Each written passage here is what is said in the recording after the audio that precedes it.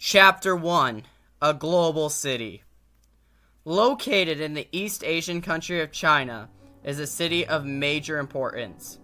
This city is Beijing, a city with 22.9 million people. And Beijing is a major center of economics and politics in China.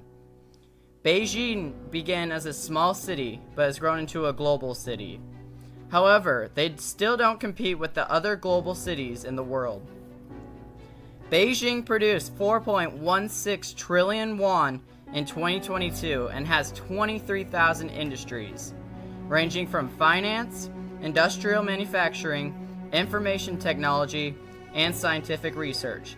Economic development is of the most importance in Beijing and China as a whole, but this has caused extreme environmental consequences.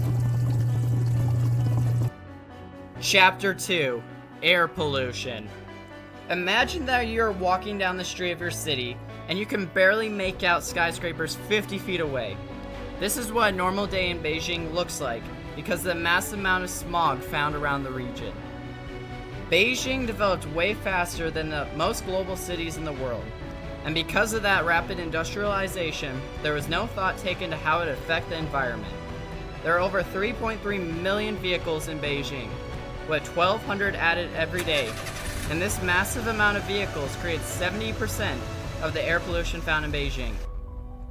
The four most dangerous pollutants you would find in Beijing are sulfur dioxide, nitrogen dioxide, carbon monoxide, and particulate matter, which can all seriously hurt your health.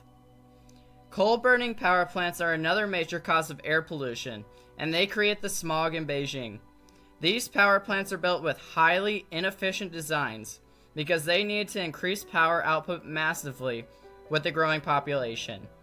Beijing is really affected by pollution, even more than other cities, because Beijing is surrounded by mountains, which trap the carbon emissions and smog within the city.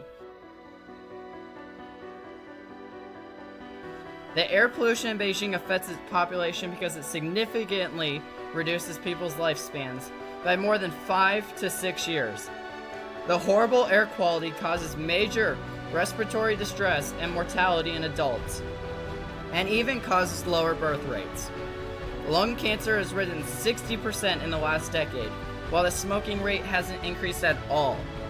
The Chinese Academy for Environmental Planning has predicted that 411,000 premature deaths have occurred across China due to air pollution.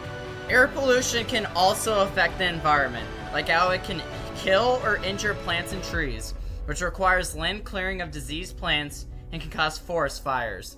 However, overall, air pollution is a major problem in Beijing, China, that will keep getting worse unless action is taken. Chapter 3: Water Pollution. Beijing is located on the North China Plain, which measures 6,490 square miles, and on that plain there is a low amount of surface water, but a large amount of underground water. Beijing uses 4 billion cubic meters of water every year, which is a lot, and in recent years they have faced water shortages, water pollution, and groundwater depletion. Beijing relies on their underground water supply, and with so much water being drawn from underground aquifers, they have begun to go dry. And with the underground aquifers drying out, it caused Beijing to rely on above-ground water, which is heavily polluted. As of a 2017 water quality report, nearly 40% of the above-ground water in Beijing is polluted with agriculture and industrial waste. Groundwater in Beijing has also been found to contain nitrate and organic compounds like trichloromethane, 1 and 2, and dichloropropane. With Beijing's rapid industrialization and corrupt officials, not much has been done to improve the water quality because little to no regulations have been implemented. Industrial waste disposal was actually increased over the years rather than decreased because of no regulations being in place. Imagine life again as a citizen of Beijing. You don't have clean air to breathe, and now you have to worry about the water you drink.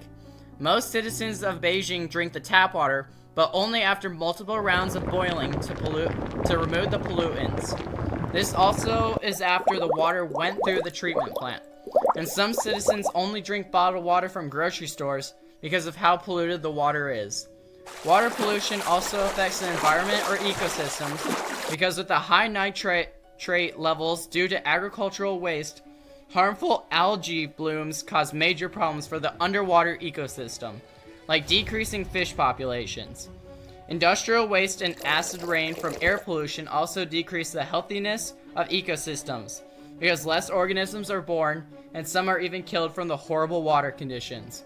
Overall, water pollution is a major problem that will keep getting worse unless something is done, and can even hurt the economy because of no clean water for agricultural, fishing, and industry.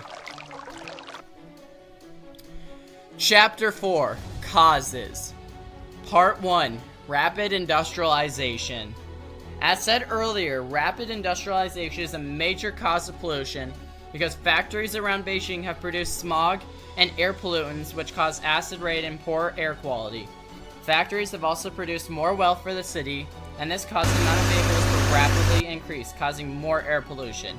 To cool equipment and manufacturing, water is used, and that wastewater is sent back into water sources, which decrease the quality of above-ground water in Beijing.